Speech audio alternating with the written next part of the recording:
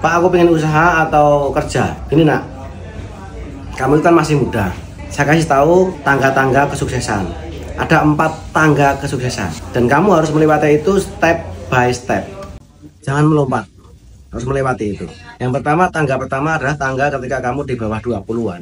Kamu harus belajar. Kamu harus belajar dulu, belajar banyak hal. Belajar di bangku sekolah, belajar di lingkungan, belajar di organisasi, segala macam. Belajarlah. Setelah 20 tahun, maka kamu bekerjalah.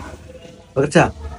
Meskipun Bapak pengusaha, punya usaha, wirausahawan, tapi kamu tetap harus bekerja. Bukan berarti kamu nanti akan langsung wirausaha seperti Bapak atau ikut Bapak. Ya boleh ikut Bapak, tapi jadi karyawan. Saat kamu bekerja itu, kamu jangan hanya sekedar bekerja, pergi pagi pulang sore, cari duit.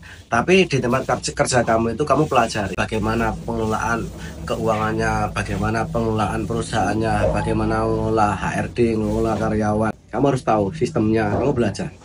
Kalau kamu udah cukup di situ, pindah lagi nggak apa-apa. Di tempat lain yang lebih memberikan insight, masukan-masukan, pemahaman yang lebih lagi. Bukan soal karirnya, tapi kamu harus belajar di tempat yang tepat, yang kamu bisa tumbuh. Di saat kamu bekerja, maka mulai untuk merintis usaha. Coba-coba buka warung kecil-kecilan dengan mempekerjakan karyawan 1 orang atau 2 orang. Dicoba dulu bagaimana sambil masih bekerja. Kamu harus menyisihkan gaji kamu, bukan menyisakan. Kalau menyisihkan itu kamu dapat gaji, langsung kamu punya target, langsung disingkirkan beberapa targetnya itu. Targetnya misalnya harus menyisihkan sekian ratus ribu. Nah, menyisihkan itu artinya kamu punya target ke depan. Target ke depan saya mau apa, harus kumpul berapa, mau beli apa, punya target, punya rencana, punya plan, punya cita-cita. Tapi kalau menyisihkan, kamu itu nggak punya cita-cita, nggak ada keinginan. Kamu hanya hidup di hari itu saja, di waktu itu saja. Gajinya pasti habis. Berapapun gaji kamu, kalau kamu tidak punya perencanaan, maka duit kamu pasti akan habis nantinya. Nah, dari uang menyisihkan itu nanti digunakan untuk rencanamu, mau usaha kah, mau apa. Nah, kemudian masuk usia 30-an, 5, 40, kamu harus mulai resign. Ini juga perhatian buat teman-teman purna, entah purna pekerja migran ataupun purna pekerja di Indonesia. Kamu harus punya plan seperti itu. Nah, usia 40 tahunan kamu harus mulai fokus.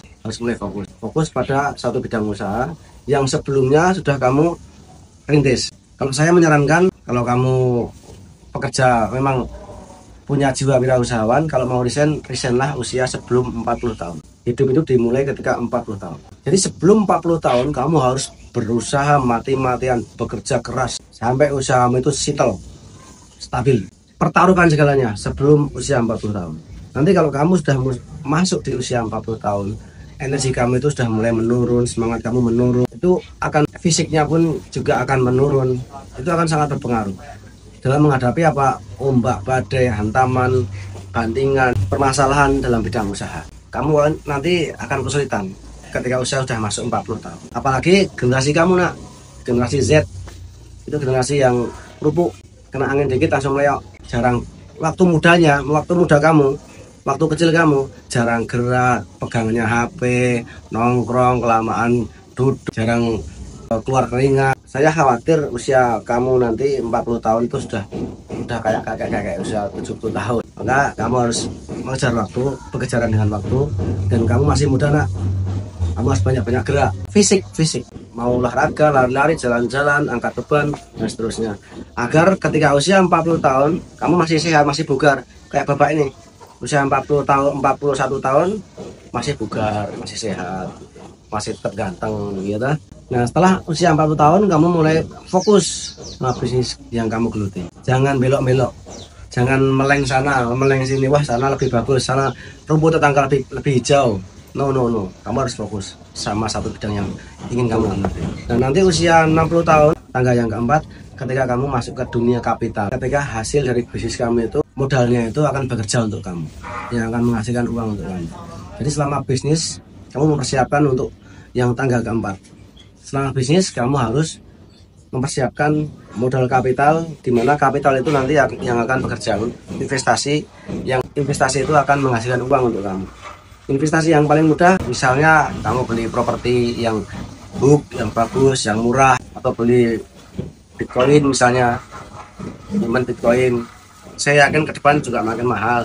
Atau nyimpen emas. Tapi nyimpen emas itu sebenarnya bukan investasi, itu hanya sekedar untuk menjaga uang kita tidak kena inflasi.